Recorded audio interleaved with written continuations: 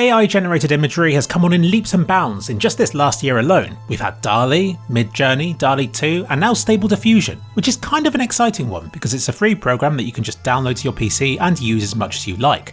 The internet could go down and you'd still have access to this AI image generating program on your own PC to use forevermore. I can't stress enough how magical this thing is. It's been trained on millions of images and at this point probably knows more about how this world looks than you do. It knows what 1960s England looks like, what the stock market looks like, what I look like, kind of, what Rome looks like. It remembers to draw Jupiter's details without being prompted to, and can even make an attempt at super specific, previously unseen things, like drawing a Victorian style room with lemons on the floor. You can ask for the same thing a million times and it will generate a million different images on that particular theme. It was discovered that it could help to store images far more efficiently than even the best file formats can. So it could be used to reduce how much mobile data you use or to shrink the size of game installs. Like, we've barely scratched the uses for this sort of technology. Stored inside Stable Diffusion's 4GB of trained data is pretty much a record of humanity up to this point.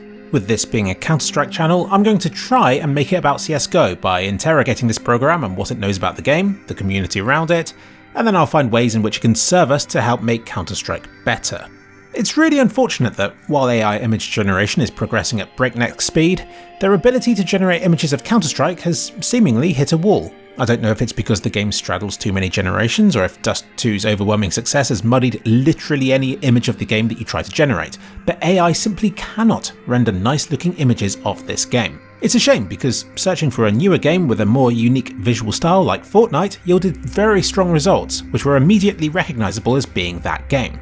I suppose that Counter-Strikes are distinctly Counter-Strikey too, just not in a pretty way.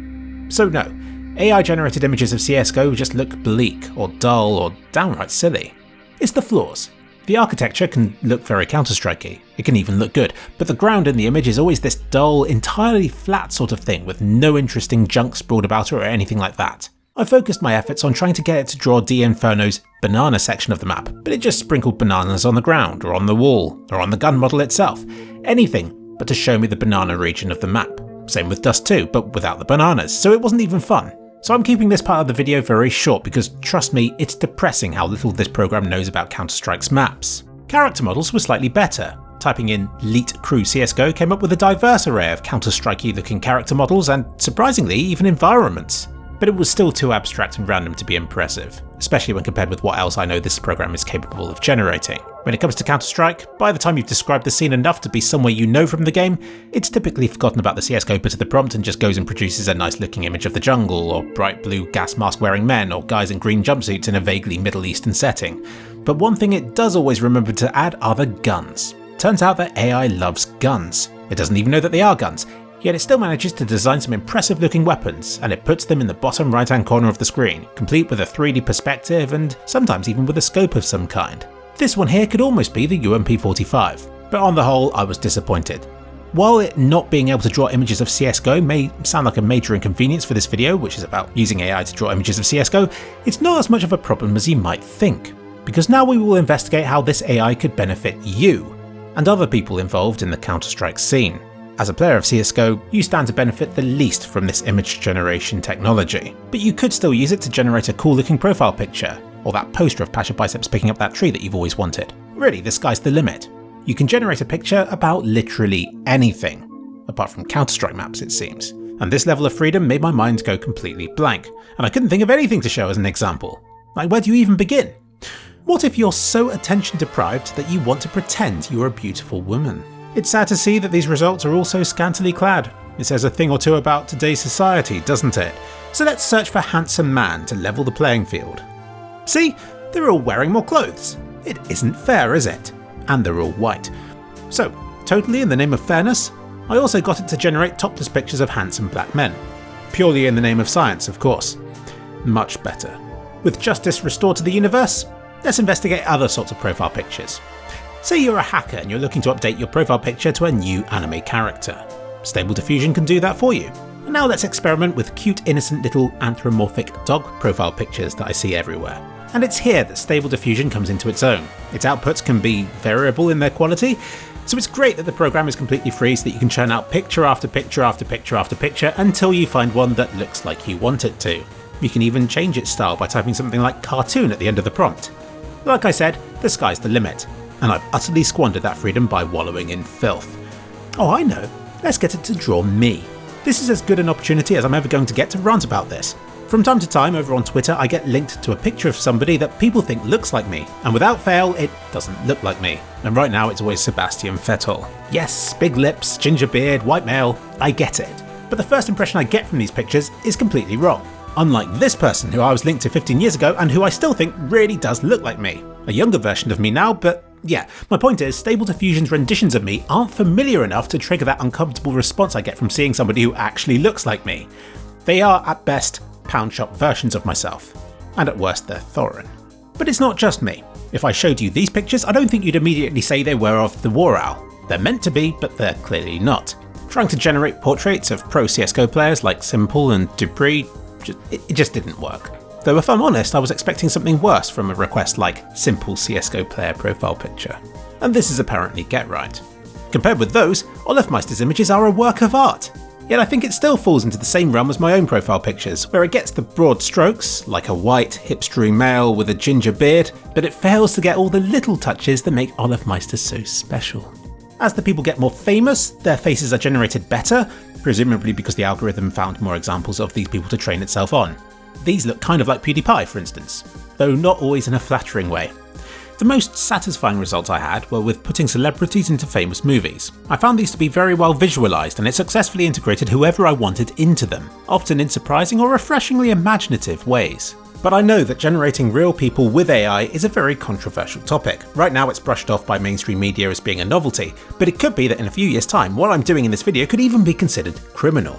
I was informed about an AI-generated version of my voice which was used on another video on YouTube recently. Who else does this happen to? Every day on your first raid. My stance on it is that Pandora's box has already been opened, and rather than to pretend that it hasn't been and then to act all shocked when malicious actors still use it, I think it's much better just to publicly show what it can do, which will get people ready for the whole can of political worms that are about to be dropped on everybody's plates. A point I feel is my duty to convey, no matter how many pictures of Boris Johnson in Mad Max it may take. But yeah, you can just leave the request blank, which lets the AI create something from its own choosing. I'll warn you though, its mind is a sinister place. I could talk about AI-generated images all day. In fact, I pretty much have, and always do. But returning to Counter-Strike, let's see if I can find other uses for it in the game. Mapping is really hard work, especially for Source, for reasons you'll understand if you've seen my latest videos on the topic. To make maps these days, ideally you need to get your own textures, which means going outside, finding things and trying to take pictures of them with neutral lighting. But with Stable Diffusion, I just have to request grass texture from above, and it will give me infinite variations of grass textures from above. And some of them can be pretty good. Some of the brick, rock, and even the water textures I requested looked absolutely stunning. Here's a map I made earlier. All of these are AI-generated textures, with the only change that I've made to them being to run them through a tiling feature to make the textures repeat less distractingly by hiding where the edges of the textures are. All things considered, this is really rather impressive, given I haven't hand-adjusted anything, nor taken the time to give the materials bump maps or anything else which could help them to look better. The water isn't even made of water. This really is just AI-generated textures placed into a very primitive map to show that it can actually be done, without requiring any sort of artistic ability. You don't even have to leave your house. Whether mappers will make textures this way remains to be seen, since a texture now needs a lot of accompanying information to go along with it, like normal and roughness maps, which are the things which help the surfaces in Source 2 to look so convincing and bumpy and slimy. But still, what a great resource for mappers to use for coming up with placeholder textures or to help visualise their concepts. Speaking of which, how about using AI to try and generate level layouts? I didn't get quite so much success in this regard. I tried generating images of CSGO map layouts, CSGO maps from above, top-down level layouts, CSGO radar images and so on, but it was fixated on generating what looked to be images of existing maps from a kind of high-up perspective. Some of them were pretty cool, but it wasn't what I wanted. But then, I don't believe you can design a map on a 2D image, because it's the height variations and the feel of intricately designed corners which make a map special. But this gave me another idea. Say you're a mapper and you're working on, I don't know, a snowy map with a church and stuff, and no matter what you do with it, you're still not happy with an area of the map. All you have to do is to describe that rough area, and AI may possibly give you some inspiration.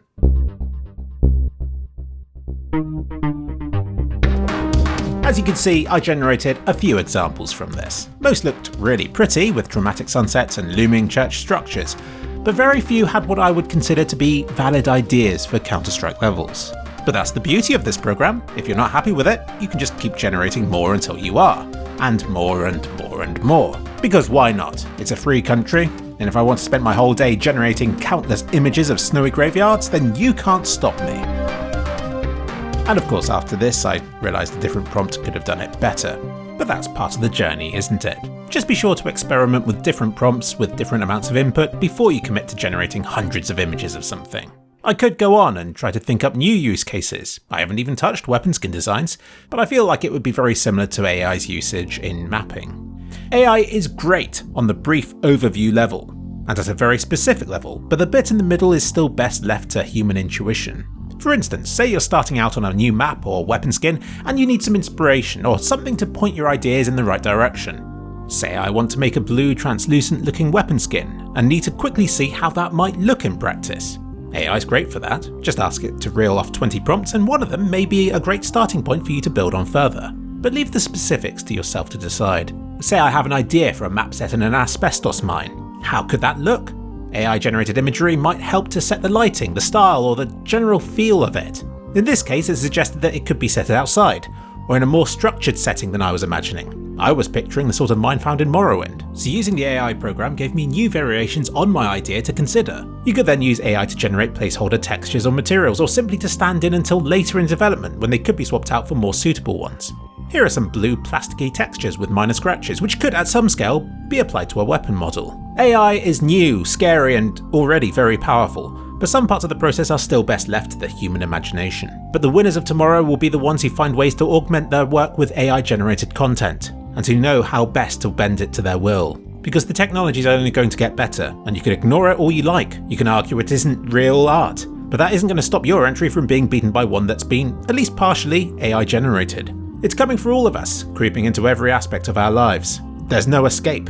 And even when you're trying to hide away from it all, sitting there on CSGO's main menu, listening to your favourite music kit, how can you know for sure that they weren't just AI generated as well? And if you can't tell, does it even matter?